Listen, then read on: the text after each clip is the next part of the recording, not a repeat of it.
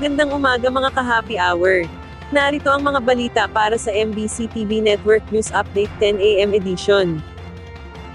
Pagdalo ni XPRRD sa House Quadcom, isang welcome development.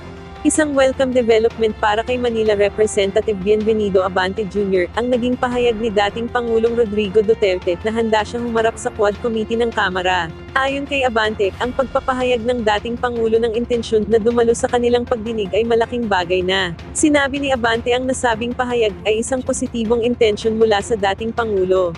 Gayunpaman posibleng hindi pa kasama ang dating presidente sa mga iimbitahan sa gagawing pagdinig ng Quadcom ngayong Biyernes. Mayroon kasi ani ang ibang mga witness at resource person ang nakatakda ng humarap sa susunod na hearing. Huli namang siniguro ni Abante na bibigyan ng kortesiya at respeto ang dating Pangulo sakaling matukoy ang pagharap sa joint panel. Samantala, actually ikinatuwa ang pagtaas ng bilang ng may mga trabaho. Ikinatuwa ng Department of Labor and Employment ang pagtaas ng bilang ng mga nagkakaroon ng trabaho. Sinabi ni Labor Secretary Bienvenido Laguesman na nagpapatunay lamang na nagiging epektibo ang mga ginagawang pagbibigay trabaho ng gobyerno.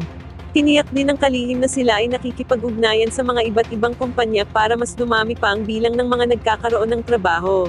Reaksyon ito ng DOLE ukol sa naging ulat ng Philippine Statistics Authority na nitong buwan ng Agosto, ay mayroong 96% ang naitalang employment rate na mas mataas sa mga nagdaang buwan. At yan ang mga balita para sa MBC TV Network News Update 10 AM edition.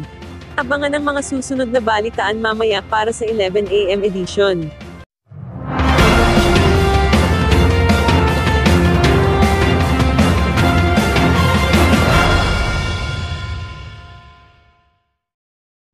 Mga ka-happy hour, kung gusto mong manood ang mga balita sa MBC TV Network News Update, mag-subscribe sa aming YouTube channel, i-like ang aming Facebook page, at i-follow sa aming TikTok account.